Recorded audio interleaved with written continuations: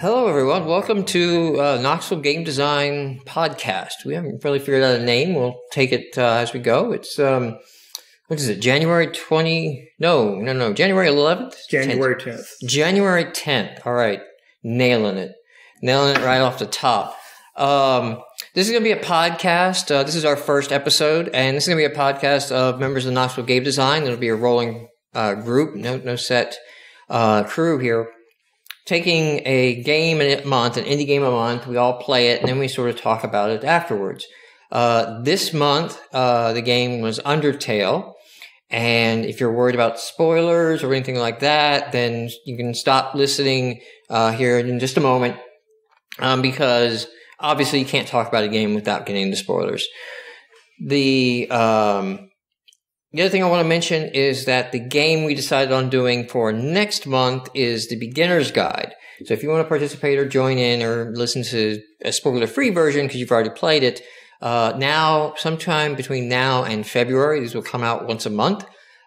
Check out and play the beginner's guide. It's available on Steam for $9.99, and that's going to be our next game. So just to sort of go around the room and everything, I'm here. I'm Mike. I'm here with Dylan. Hi. And Levi. Hello. And I'll just start with Levi. Just to, what have you been playing lately?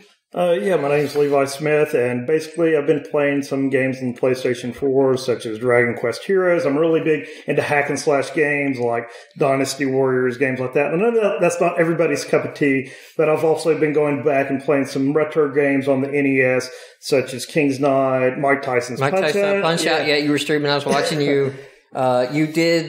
You did give up on Mike Tyson eventually? Yeah, I'll have to come back to him. But how many, did you look at how long you tried? Yeah, it was quite a while. I think I spent a few hours just getting up to him and trying to knock him out. What have you been playing, Dylan? A lot of Final Fantasy 14. I got into it some last year. I haven't played as much over the past month or so. Things are slowing down after the holidays. Kind of getting back in. Doing a little more than like... What is that like compared to a traditional MMO? Is it still like Final Fantasy style combat, or is it real-time combat? It's actually real-time combat. If you've played World of Warcraft, it's not going to be anything different. What I like about it is I feel like you have more options than, you can change up classes. There's the crafting system is a lot more... diverse, and that's actually one of the things I get into. Like, even if I'm not feeling like running a dungeon or something, I can sit down and go like, I'll just do the daily crafting quests and level that up. Cool. Well, I ended 2015 as I began 2015, and that is Bloodborne. The DLC came out towards the end of the year, and got some time to really put into that, and finished up my Bloodborne lore play with my daughter, which those episodes are uploading and scheduled as we speak. They start Monday. So the 3 to 4 views per episode, I may eventually get over time, can come in, but I've just been totally obsessed with the game, since it came out, my first Souls game. So since it came out, I played Dark Souls, Demon Souls, Dark Souls 2, and Kingsfield, the Japanese release. I had to get like a fan translation so I could play it, and delve into that. And that's going to be a talk at some point in the future for the game design group, like the design elements that are happening there, because I've really been interested in picking it apart and studying it and all of that. So I don't know where I go to right now. Like, I don't know where I go to after this moment, so I'm sort of floating at the moment, waiting for a game to grab me. Maybe XCOM next month grabs me, but I don't know. All right, so we picked, we to the last minute, I called out Undertale, because I had some tweets back and forth with Levi on it. Yes. And when I had the idea for doing this show, then I was like, okay, that's a good one, because I know at least one person's played it. Maybe I can strong-arm Dylan into playing it a little bit. I think when you first mentioned it, it was like, I don't know that I'm going to have time. This was like mid-December or something, and then you IM'd me on Steam, and like, okay. It helped, too, that it rose in, like, the Game of the Year discussions.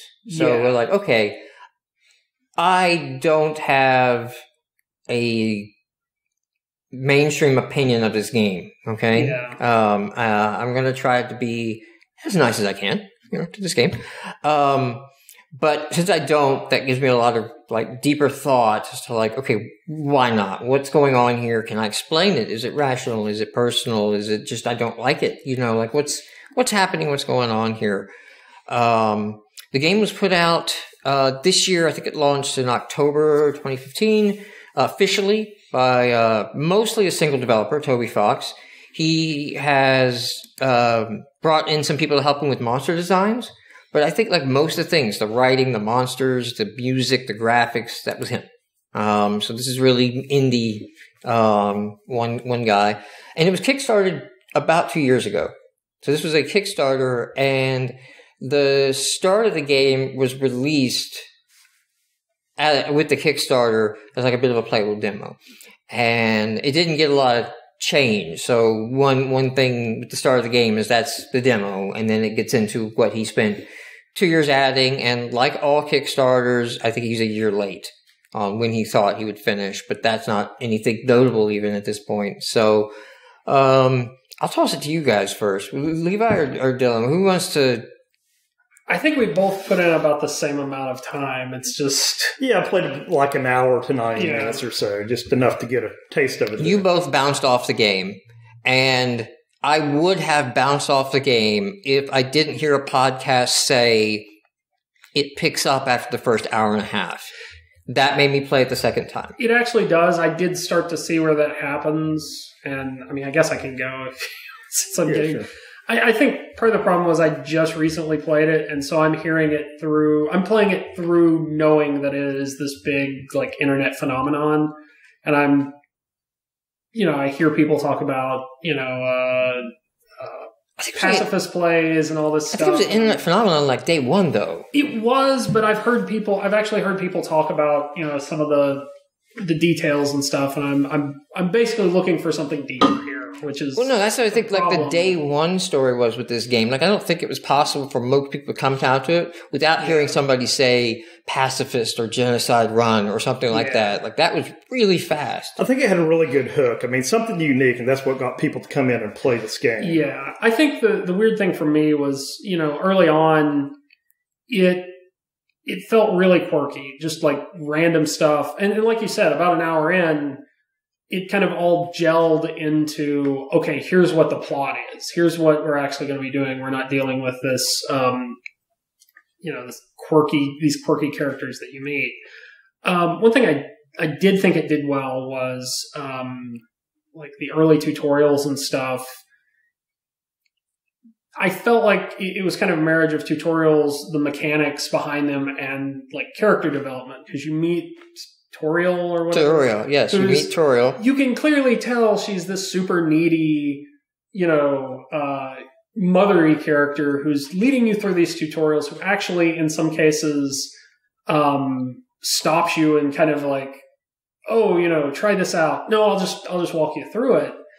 And so you get a sense of, you don't necessarily get frustrated at the game, or it's a way of kind of feeling what this character feels. I kind of expected it to go somewhere else. Well, it's a good thing, right? Character, but what are you trying to tell me? Annoyed at a very hand-holdy tutorial, but it's setting up this very motherly Toriel character as very hand-holdy. I thought that was a good use there. Yeah, I think that was the general thing that kind of turned me off, because it's like I'm having to go through all this dialogue, and it's just kind of quirky, and I'm like, I don't get it. This is the thing I compare it to, and I think you said the thing I compared it to is Homestuck. I've never gotten into it. I know people who like it. I don't understand it. It's probably fine, but I feel like I'm outside either that generation or that group that would get it, that wants this style of story. Yeah, so I guess I'll go. So I came into it. I found an article online, and it said, oh, this is like got a 10 score out of Metacritic. It's beating all the greats of all time. So I was coming in expecting this to be the greatest game of all time. So when I saw your tweet that you had played it, like my immediate action was like, Levi shouldn't have, like, I don't know who told Levi to get this game, but knowing what Levi plays, I guess this isn't something I would have recommended to. Well, but the weird thing is, like, I like JRPGs and stuff, it kind of has that feel.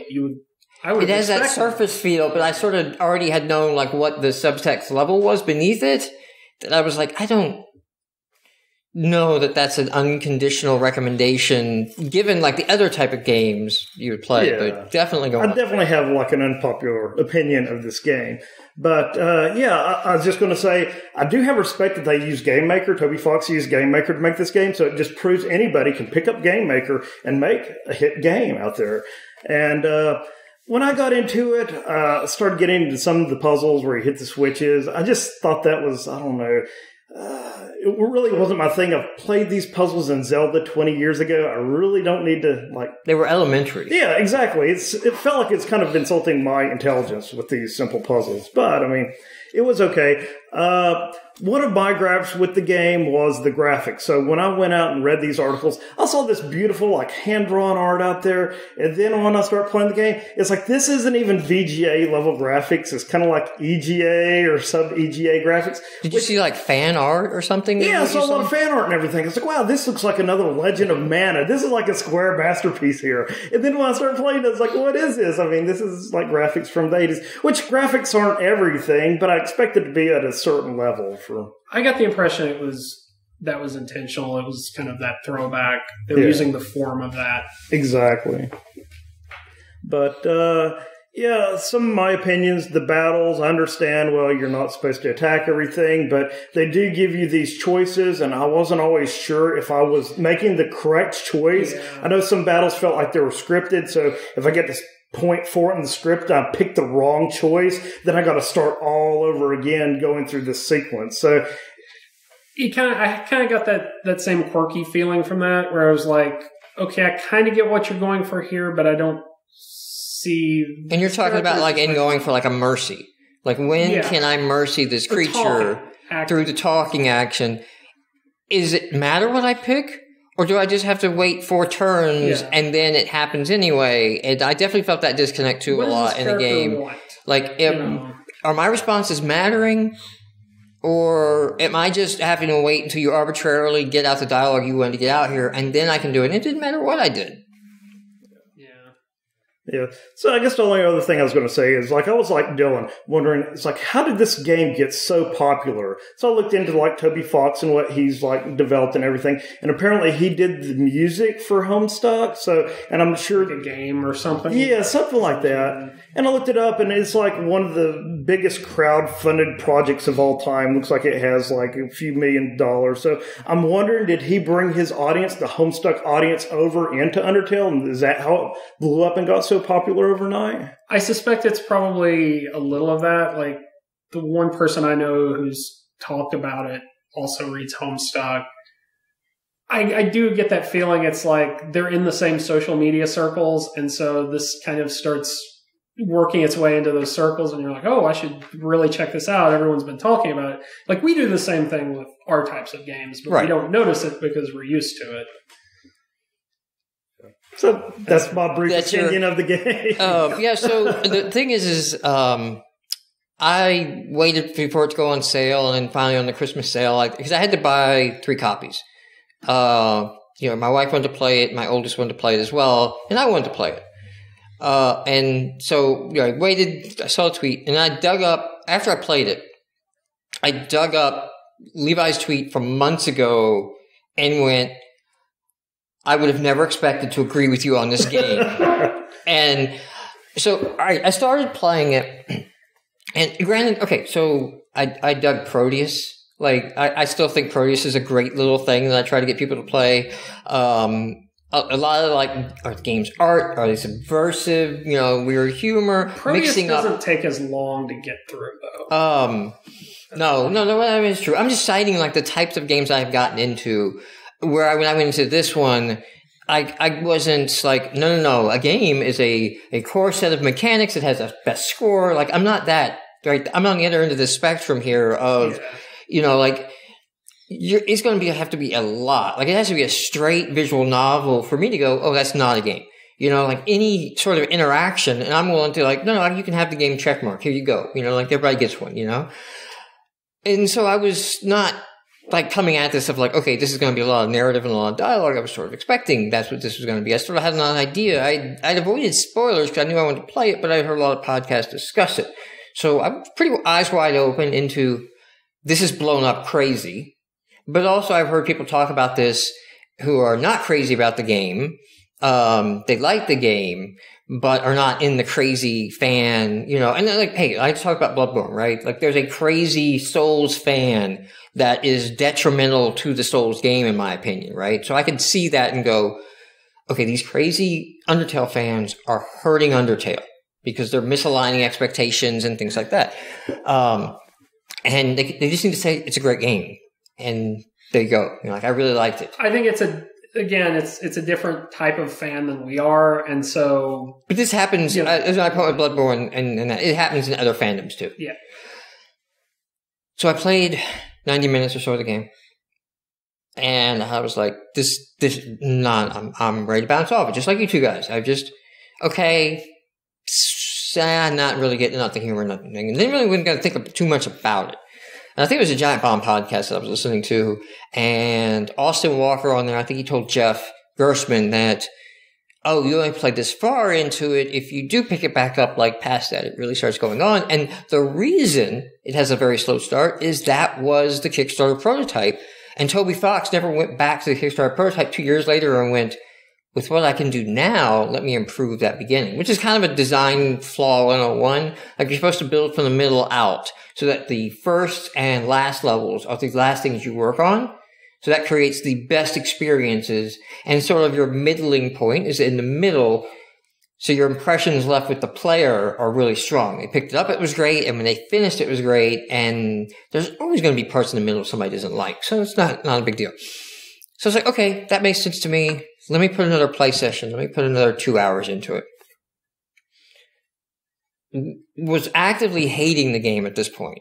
Like at that point, I had forced myself to play a game I wasn't enjoying. Another 2 hours. And then I hit how long to beat. It's like 5 hours. Well, I got 4. And at that point, we're going to see this to the end. Right? And my wife is on 29, 30 hours of Undertale, like her, I don't know how many game playthroughs she's done. All those things you hear people talking about. Yeah, again, that's one of the things I was reading into it. Like everything I do is a choice. I can't. I have not talked about this game at all. She hears the music or whatever to know that I'm at the end. And you come in to watch somebody, of like, they're playing the game you love and they're at the moment that you love and it's great. But she doesn't know I'm internally this ball of rage. And I want to play the game of this. You get to the final fight and it does a crash to desktop thing. Okay? And then that's when I started like verbalizing. Okay? I'm not going to swear here, but I swore a lot then, of how Fez did this joke better. And much, like you shouldn't crash someone out to desktop. Like Fez simulates a reboot in the game. It doesn't throw you to the desktop as if it crashed and give you a panic of that. Whatever, this is what you want to do. This is your subversion. We go back into it. And then, of course, you go to the final fight. Like now you fight the real form of Lavos type thing. The artwork and everything is like evocative of that. Where things are breaking out of the sort of JRPG boxes and things like that. Like, oh no, this is so powerful, it doesn't fit in the screen of other things.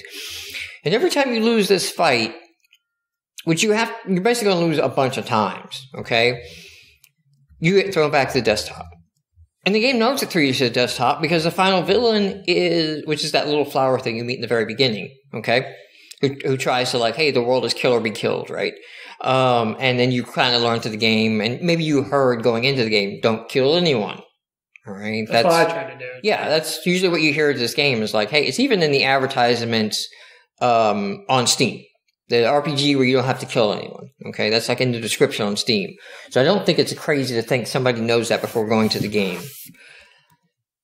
because I don't really think the game does a good job setting that up either in the game of like, hey, no, that you're really going to mess up your playthrough if you start killing creatures. Okay. And then I realized like this fight and it's using the bullet hell mechanics, right? Is sort of what this game does with, instead of the standard menu-based combat of a JRPG. Which I thought was kind of neat. I give it props for that. I do. I actually think I'm going to cut over to my list here in a second, but I do give it props to that of thinking it through. But you're in this massive, like, hardcore bullet hell shooter in that final fight, and I'm not great at those games. And every time I fail, you're going to crash the desktop, and I have to reload it, and it doesn't load up full screen. You have to then send it into full screen mode each time. Is a really frustrating loop. And I actually, again, a lot of swears were involved in this statement with my wife behind me, sort of like a horror is coming over her face of like, I don't like the thing you like. And in fact, I think the thing you like is garbage. At this point, this is my lowest moment, okay? Is total trash and garbage. I actually, instead of launching the game, opened up Steam, found the game in the folder, right-click, delete local content. You're done. Like, I'm out. Like, this is garbage. And then, like, I just went into, like, a 15-minute, like, tirade of things in the game and wrong and all that. And I guess that's where I should bring up my list. Now, since then, I watched the Best Friends Let's Play on the Switcher 1 channel, not on their, like, Machinima stuff, but where they do the extended things. So it's like a 14. They actually end up doing multiple playthroughs. And one thing that led me, actually, the thing that led me to quit the game, so uninstall it, was I went to a wiki of like, is there something I can do? Is there something I can say? I don't want to get to this stupid final fight and find out like, oh no, if you would have just done this, you wouldn't have had this bullet thing. Let me just see if there's like a thing. And that's when I read, I had pacifist the entire game. I didn't kill a thing. Okay? Pure pacifism play, which is not easy because you never level up and you fight tougher and tougher. You know, you still have to start in 20 health.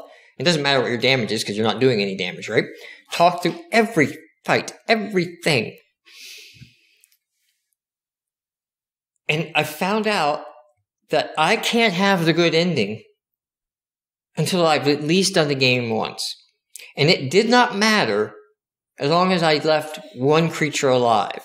So I could have killed 99% of everything and got the same ending that I got for killing nothing because it was my first playthrough. And I have to go play the game a second time.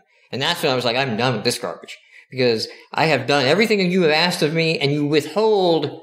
Like even the Souls games don't do that. So even the Souls games with their deep and weird and you got to like know to bring this stuff here and that stuff there. If you bring out the wikis, because you'll probably never figure it out playing the game.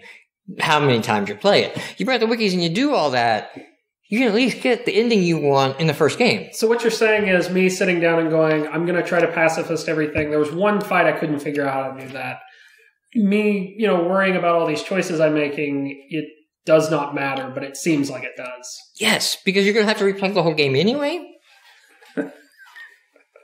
That may not be true. I haven't quite figured out how to answer the question is if like after you get that ending, if it just like rewind you and you don't necessarily play the whole game, because they did a lot of edited on their second playthrough on that thing, so I get that answered. It may skip some parts for you because the game seems to be aware of dialogue in the game that this is your second playthrough. It's like, is it a new game plus? I mean, are you carrying things over from it knows what you did in prior games, which I think is clever.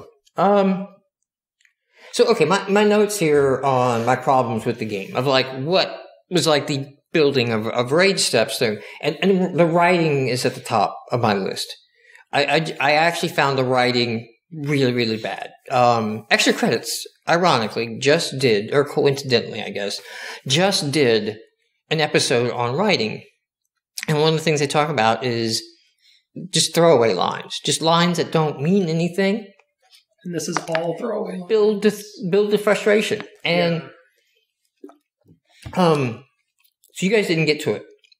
But when you move through Hotland, there's a character, Alfie, who is worse than Toriel because every step, sometimes, they're contacting you on the phone and giving you dialogue. And I'm supposed to be connecting with this character, and I'm actively hating this character. Like, let me play the game. Especially because in Hotland, you get to some puzzles. And I was sort of excited to do them. But Alfie's interrupting me, sometimes telling me the solution to the puzzle ahead, or, wait a minute, let me hack the system and turn the puzzle off for you.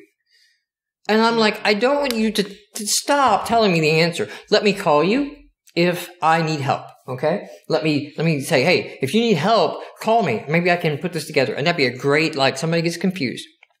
I love puzzles, man. And to sit there and, like, I'm starting to work it out because I'm like, dialogue, get away, get out of my face, dialogue. I'm working this puzzle out before I can even move it. And then you go, I solved it for you. No, man, like, that's wrong. But I think that's the appeal to the people who are just crazy for it is, for whatever reason they like these characters, they're playing for a completely different reason than we are. Yes. Yeah. But to me, it's like, these are sort of like, I think you could have gotten the same connection without doing these things. Again, by like, let me call back to Alfie to get the solution to the puzzle. I think it's that quirkiness element. Like I said, I think it's one of the reasons, like, a lot of people let's play it, you know, like, watch the let's play, because you can get the same experience because you're not playing for, you know, the gameplay like we would be.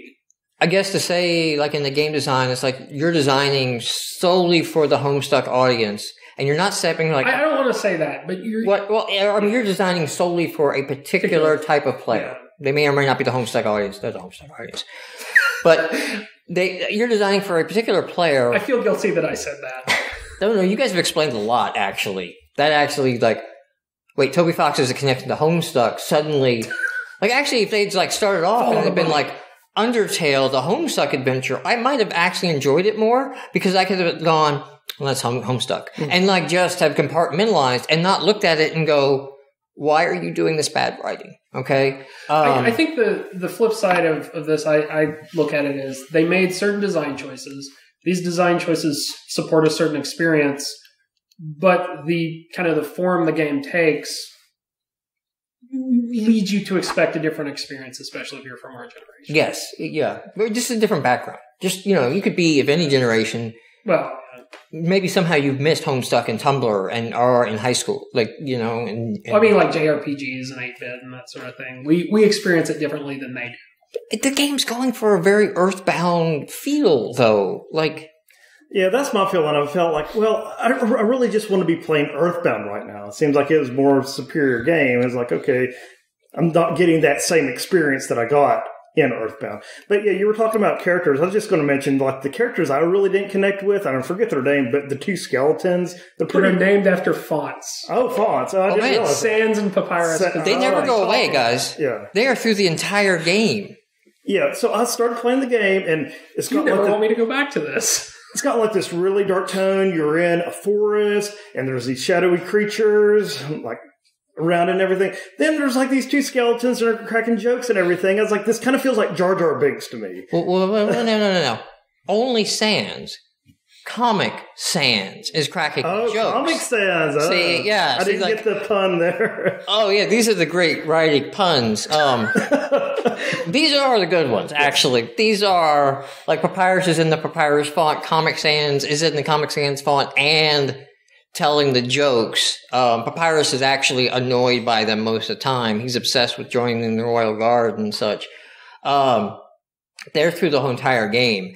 And yeah, they have some very interrupty, long dialogue. It could have been trimmed down. I guess it's sort of like that throwaway dialogue. Like, you could get the same thing across, trim it down, pick your best jokes, get those in there. But by padding it out, you get me to a point where even the good ones aren't playing now because I just want to get back to the game. Like, I feel like the dialogue is taking me out of the game. Yes. And another part with the dialogue is later, this character Alfie has a character that they created, a robot Metaton, who has gone haywire and is attacking the player. And they're like trying to, like, we were trying to kill you first. This is a crux plot in the game is that they need a human soul. A monster can absorb the human soul and then break the barrier, and then they can get free. It's actually they need to absorb 7 souls. and they have 6. So you're actually like freedom, okay? So that's a bit of a good reason as to why like so many of the monsters would be kind of attacking, and like we get freedom on your death. And it's easy to sort of see like this thing that he's going for, right? This sort of empathy, like undertones of like, yeah. Now that we know you, now that you've talked to me, I don't really want to kill you anymore. Like, I wanted to kill you when I didn't know who you were because I could get my benefit from it. But now that we've talked, we realize, okay. I did feel like they were going for that. It was just one of those things that it never clicked for me that this is what you're trying to say. I think there's a lot of surface stuff that can block you from getting to this other stuff, which actually watching the Let's Play and reading into it and going to everything this game does, I've lightened up on my opinion of the game a lot. But the thing with Mettaton and Alfie is that you start to read, okay, maybe because I'm coming off all the Souls games, I'm looking for second meanings in all the text. Yes. And it starts to hint at some second meanings of Mettaton is not haywire. Alphys want you to like her. So all of these battles are staged in such a way that Alphys is going to save you at the last minute. And like you sort of like can pick these things up of like where you're in a fight and Mettaton is doing a very showman-like thing. Like they're putting on a show, literally. Like it's a quiz show or it's a cooking show. And they'll say something like, and now it's time for the final meal. It's time for the final meal. And then Alphys comes in and I'm like, wait a minute, something's here. Something's going on. These two are in cahoots. Something's going on. And then there's a moment where you sort of like best Mettaton. And then Alphys comes in. And then it's like right before that fight, Mettaton just straight up tells you, oh, by the way, Alphys is just trying to do this, for all this and all that. And I was like, you suck.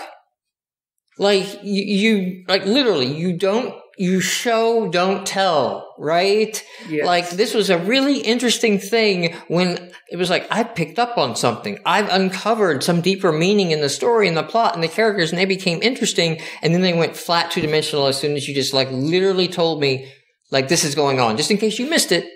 This is going on. It's a shame because this explicit tutorializing, like once you get that treatment of like, oh, you're just going to make sure I miss nothing, you stop looking for hidden meanings. This game is actually really full of hidden stuff. There is content in this game that you can only get by hacking your save file, and the game knows you hacked your save file. The game actually is aware you're hacking your save file. You're doing things. Here's other content. Here's other characters that explain how the world got set up. We're not just talking about like, haha, I see you hacked your save file and gave yourself a bunch of money. We're talking about actually plot, and like when you go see these things on the wiki, you're like, oh wow, it's mind-blowing. But I'm like, Toby, man, you did yourself a disservice by presenting me a game where you're going to handhold so much. I stopped looking. Whereas, like, in this game that's known for that, like Souls games, they explicitly go out of their way to never really explain anything, to sort of teach you you're going to have to put in some thought and connect some dots here. That's the way this game is, so that then you can do this on your own.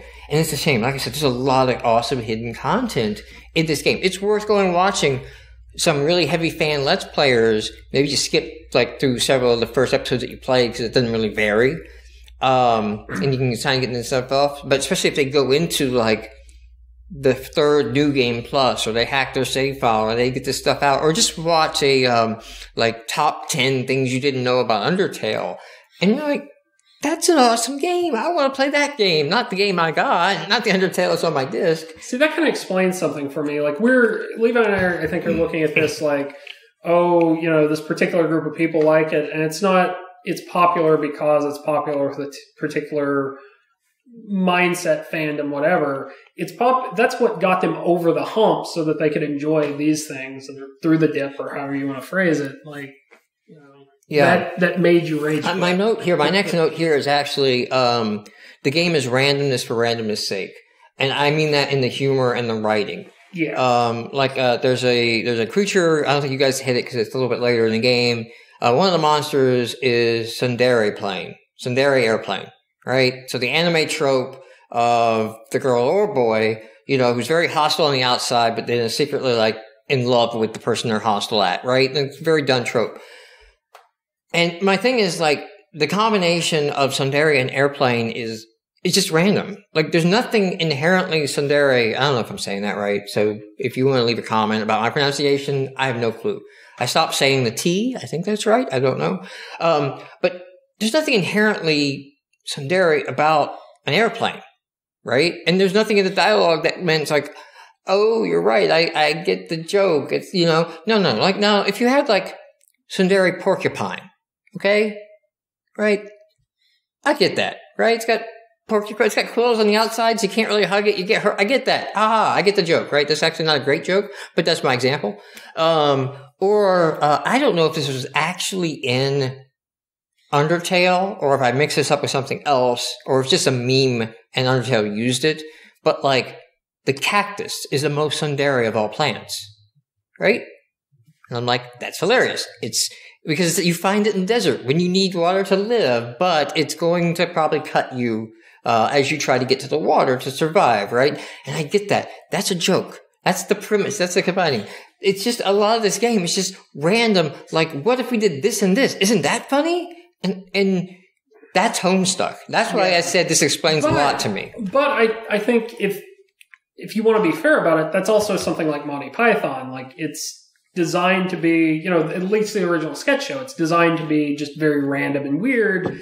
And then over, like, because it's developed such a fandom. I think Monty Python, this is age speaking, like, they have a connecting thread in the jokes, No, I understand, but my point is a lot of the jokes. Like the French guy at the castle who tells him they can't come in is a jerk because French people are jerks. Like, there's a connecting stereotype or thread or something. Well, that's a good example, but of that being the case. But I think there are cases where, just like Ministry of Silly Walks, like, that's completely random. But is it, or is it a commentary on stupid red tape of governments and systems? I feel like it could go either way. But the point. And again, I could be over defending. I'm fan. I'm not saying this is a one for one comparison. But the thing I go back to is they wrote a lot of these things just to be random, and then they keep getting repeated, and so they become memes when they were originally meant to be so absurdist that they kind of did away with those sorts of standard jokes. So this is kind of the same thing, except we are in a different audience. To be nice to Undertale, there are two characters, Braddy and Caddy, in the game, and they're great. And I love them. And they're two sort of bubbly, they're bubbly like Valley Girls that run a little shop selling you things. And they have a cool thing where they're sort of both talking at once all the time. They really play into the stereotype well. They're animated well. And it's really written well, where their jokes sort of tie into the things, and everything sort of has that connective line that I'm complaining about in there. And like, so like one of the things they were talking about is like, where do we get this great stuff to sell it out there? It's like, and then Caddy's just like, oh, we just find it in the garbage. And then they go, shock horror. But it's the best garbage. Like, they sort of like have this moment of like realizing like, oh, we just said too much, but we're just going to laugh and joke about it now because that's our personality. And it's like, yeah, they're literally finding things in the garbage and selling it to you and marking it up. And, they're like, who leaves a gun in the garbage? We don't know. We found one. Do you want a gun? I think it's a gun they have. And I mean, so there are like these moments, like I don't want to give the impression that all the writing in the entire thing, even to my, anti-Homestuck, jaded, old guy view, is bad. Like I generally enjoyed that. Even watching Let's Players get through it, I'm like, I like these two. These two are great. And there's some other moments in there, so I don't want to give the impression that it's bad. And we already talked a little bit about my other note is like you got to run the game multiple times to get the true pacifist ending. That is kind of annoying. That to be they fair, do that. Same thing in Chrono Trigger. You had to go through the entire game before you could start getting a lot of the offshoot endings. Right. And I look at that as like we know better now. Like that's one of the things of like no, we we know better now. Like, it's like an implicit New Game Plus. Let's not give a limited number of continues, right? In your action game, we know better now. Like, that doesn't really do anyone any good. We touched on this. You mentioned it a little bit. I thought the combat system, I thought it was a novel approach. I think it was very innovative. What they did was like sort of like, hey, let's rethink this combat, and what can we do with it? And I think there's room to grow there. I think Toby, got a little excessive with it, a lot excessive.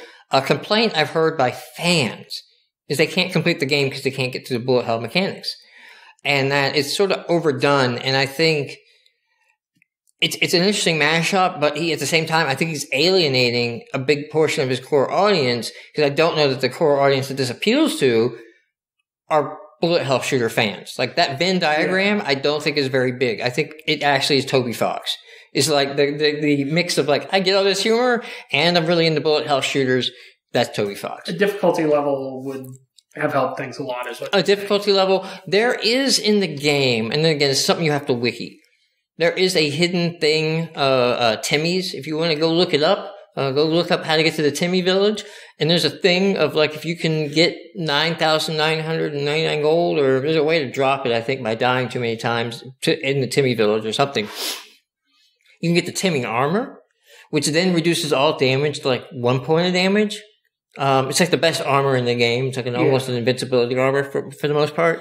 And that can make it a lot easier. So if you are listening to this and you are in that camp of, I can't finish this game because it's too hard, and I love all the characters and the writing is great and I love the humor, that's sort of, I wish it was a little bit more clued in. So it's like, here is your route. I am fine with games saying like, here's a difficulty meter, and like, I just want to play this for the story, and tone it down, because a lot of this game is the story.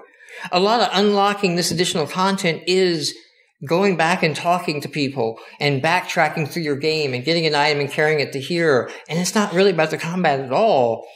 So don't make the combat be the limiting thing. It did kind of feel like a To the Moon sort of game where, okay, we walk into this next room. Now we're in a completely different scene, and a completely different act is supposed to happen here. And, there had to be everything. There was never really a room I ran into where something didn't happen.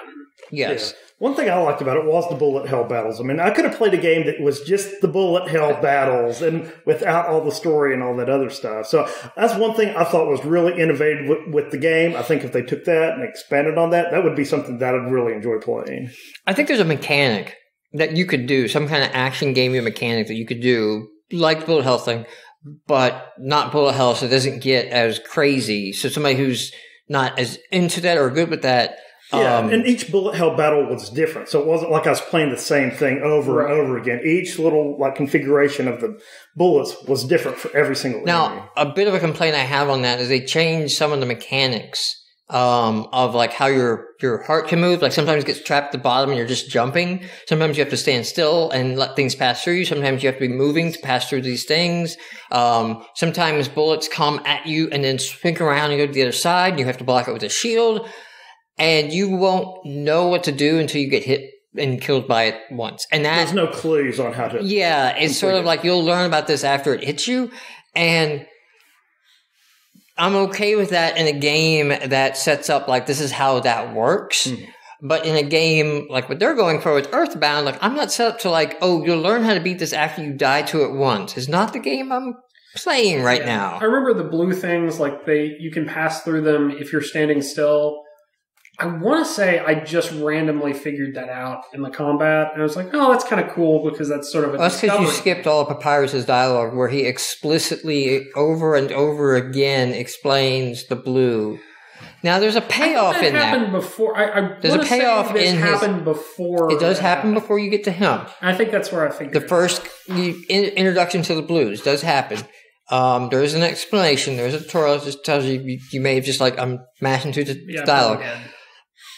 Because there is a payoff though when you actually do the fight with Papyrus and you see the blue things and it's like, and then he's like, get ready for my true attack. And you're like, well, I've been dodging your blue things. I already know about your blue things. But then he turns your heart blue. And he's like, that's my blue attack. And when your heart goes blue is when you're at the bottom. And then it becomes jumping. Infinite runner. Yeah, jumping in an infinite runner. But you still have parts where you have to stand still. Like you still have a blue thing that will come across the screen, so you don't try to jump over it. You stand still, let it go through you, and then jump the ones around you. And I like that setup. I like, oh, he's got a blue attack. He's got a blue attack. You're hearing all of this. And then when you get it, we've done a misdirection on you. And that's clever. I mean, I don't really have much more notes here. We've talked about it. I mentioned the desktop crashing already. The controller support, this is a minor gripe, but I feel like if you're going to have controller support in the game, you need to change the button prompts to be the buttons on the controller. Okay? Yeah. Now I can understand if like, oh, well, some people use a PlayStation controller, some people use an Xbox controller. But honestly, the people that we do this, we're sort of used to seeing the prompts for the other system that even if you just had one, but when you tell me quickly, press the X key, like, I don't remember which one of these was X. And I was actually using like Enter and Shift because they give you the alternate control scheme. I was using those, and so I had to kind of like... They didn't tell you either? Like, it didn't say enter, it said X? And you're like, I'm not using that key. Yeah, like at the beginning, it shows you can use enter or Z space or shift or X or whatever, but in-game, it's just like... X. It always refers to the primary key. And then there are some boss fights that slap up a thing where you all of a sudden have to really quickly type something on the keyboard, like typing in a dead types thing. And then, like, if you're, like... not sitting in there because it's like, all right, I've got the controller connected. I turn around to my TV, my 46-inch TV that is in my office next to my computer so I can sit on my couch in my office and play my games. And then all of a sudden it's like I had to jump up and run to the keyboard in a timed battle. Not cool, man. It's not cool. See, I was wondering if there would be any plans on bringing this to home consoles, because I know like other game maker games have made that transition like Spelunky, but if there are constraints, like you can't just play it on any controller, you got to have a keyboard in front of you. I can't imagine somebody bringing up the virtual keyboard on like the PlayStation 4 or Xbox and typing something in. And it's rare, so those could be redone. Those could be redone for a console, and like we changed it into like a button mash. Because actually, the ones I'm thinking of, I don't think they matter what you type. It's just like get a number of letters in quickly, or something. And it's another fight that's just trying to, like, every fight, even when you're trying to talk, tries to do something different to varying degrees of success. Sometimes it goes bad. It feels like, oh, all I really got to do to tutorial, right, is just not fight for like 20 times, and then she's going to let me go. Yeah, that reminds me of Final Fantasy IV back in the days when you had to fight yourself. Then you just got to stand there for like 10 seconds or so and let your evil self like try to kill you. If you just are a pacifist, then you win that battle. Yeah. So, and that stuff can be annoying. Like when you hear that of like, oh, I thought I was going through all the menus. I was trying to do that. And okay, the thing that actually irritates me about those is when I get into one of those and I had to do the thing and I finally figured out the thing and the thing's kind of dumb, or I think it's dumb. And I went through all my healing items. Yes. And there's no load on this game. Mm-hmm. There's no load your save on this game. You have to quit the game without saving and launch it again to get back. And it's like if I go through a big boss fight and it's got a gimmick that I could have beat it in 3 turns, but it took me 20 to figure out the gimmick. But I went through because he's a really tough boss, and I had to heal a bunch. I want my health items back. I think that's a throwback to old Final Fantasy games where they have the impossible bosses, and you're just supposed to die. And if you use all your elixirs and all your Phoenix Downs and all that, then you're going to still die anyway. And if you don't have a safe spot to go back to, then you're just stuck without your items. And even my beloved Souls games do that. Like I think everybody knows at this point the first boss is designed to kill you. Just die to it. Yeah. Just go ahead and die to it. Don't try to fortunately they never give you a ton of items you could have used, and nothing that you use is critical that you won't find later. But man, that is just annoying. I was going to lose anyway, and I used all my items. And I want my items back. I used my Phoenix Downs, and those are not cheap, those are critical moments. So, I think we're wrapped up on this one. Like I said, I do highly recommend, especially if you were down in the game, go watch there's a YouTube video. There was a top 10 Undertale things. didn't know or something about Undertale, and I watched it, and I was like, wow, okay, this is crazy good. So go check those out. There's a lot more content, and it may bring you back into like, maybe I will play this. Maybe I will go through or change it. And I don't just mean that for you two guys. I mean that for everybody listening. But thanks also for listening to the podcast. Like I said, next time we're going to do beginner's guide. So, as we sign off here, Dylan, where can people go to find out more? Where is like, I guess, twitter.com/Dylan Wolf. Dylan Wolf. You spell that? DYLANWOLF. All right, Dylan Wolf. Also, DylanWolf.com. Yeah. You pretty much get to anything, any games there, all that. Levi? My website is levidsmith.com. I do a lot of game development. Usually every month I put out a new project, so check that out. And I also I'm on Twitter at GATechGrad. So you can find me at ViNull on Twitter and YouTube and .coms and all the things is where I'm at. And yeah, as I said, I'm getting ready.